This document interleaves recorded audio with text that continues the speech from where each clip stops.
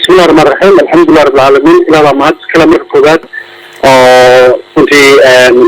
معناها من المسؤولين السعودي اسكو حركة أرضية صوماليات يسوي يقول لها نتيجة امتحان كودي أي رنت بدال ربنا يسوق ليين خلنا هاي النتيجة في عن إن شاء الله تعالى نجينا إن شاء الله تعالى النتيجة خلنا هاي إنهلان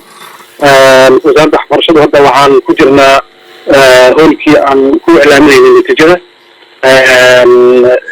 diyaargarowga si wanaagsan ugu socda insha Allah mid waa bilaabi doonaa programka soo dhigi doono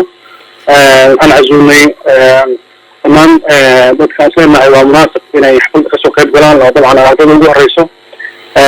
waalidiinta iyo dalladaha waxbarashada madaxdooda qaab ka mid ah maamulayaasha marka si wanaagsan ayaa xaflada noogu socotaa dhawaan insha Allah taala waxaan rajaynaynaa inay saacadaha nagu soo aadan in natiijadu ay si rasmi ah soo baxdo ilaa meeqa arday ayaa sanadkan u fariistay imtixaanka dugsiga sare ee fasalka 12aad arday ka badan 35 arday u fariistay guud ahaan dalka oo dhan isku celcelisna imtixaanka arday xoogooda waa natiijo wanaagsan oo yimaadeen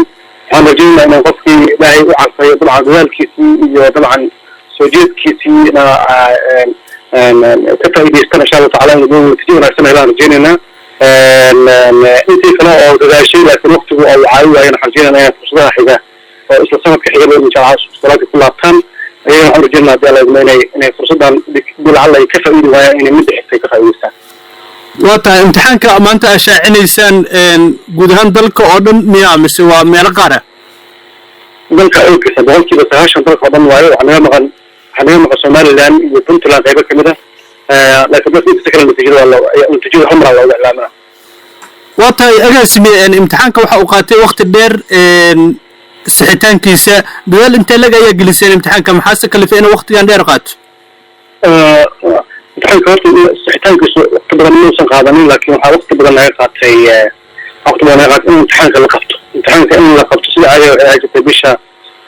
مي وقلت أيام امتحانك سلعة عاجت جذل كوزارة بلا اللي قبته. لكن حالبيه دورشدي في ورقتين dalka ka dhacaysa waxay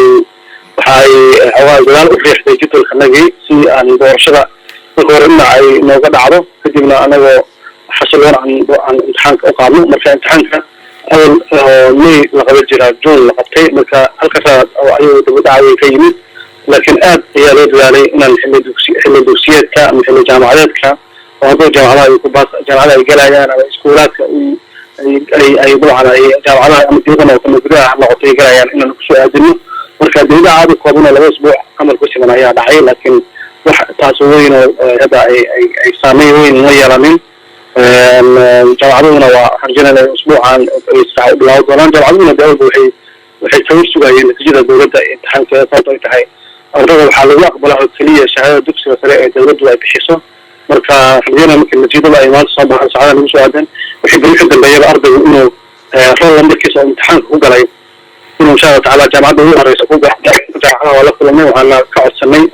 ama ku wargelinayba in ardayda inta shahaadooyinka ay ka helayaan in rol lambarka natiijada online-ka ah online-ka arday ka fiiriyaan natiijadiisa online ka fiiriyaan haddii uu imtixaanka baasay kadibna ay admission jaamacadda u ogolaadaan si ardayda waqti ugu dhimin oo semester-ka ugu soo horeeyaba insha Allah taala ay isbuuca soo socda u bilaabaan marka kadibna ay wasaaraddu ay diyaargarowdo facilitieskii iyo waxyaabihii looga baahnaa in ardayga shahaado la siiyo oo dabcan ardayga uu xaq u leeyahay inuu natiijada helo inuu shahaado helo marka insha Allah maalmaha soo socda ama isbuucyada soo socda diyaarayaan wasaaraddu si dhaqso u bilaabi doonta in shahaadada bixiso laakiin shahaadada in la helo uga mexna ardayga inuu shahaadada sugay afar lambarkiisa iyo jaamacadda ku galaan insha Allah taala jaamacaduna ay ku aqbalayaan hawshaas waa ka hadalnay waata ugu dambeyn fariinta u dirayso ardayda iyo bulshada ku dhageysanaysa maxay tahay ardayda Soomaaliyeed waxay rajaynaa si gaar ah ardayda natiijada sugaysa oo una farta ku haysa oo dabcan rajaynaa xalay markii ay maqleen inay wasaaradda barata iclaaminayso natiijada maqlay inaan rajaynaa in insha Allah taala natiijo fiican ku farxaan ay soo baxdo hadii la idmo ardayda badan oo wada waaye wax mucjisad dhici maayaan wixii aad qoratay iyo dadaalkii aad muujisay iyo sida aad su'aalihii imtixaanka qusay adiga jawaabtay oo soo diyaargarowday natiijadii ayaan rajaynaynaa inay ku soo baxdo hadii la idmo nin waa inaan bari oo gurto oo bartay insha Allah taala waxaan rajaynaynaa khayr insha Allah kullu bani guuleystaan ayaan rajaynaa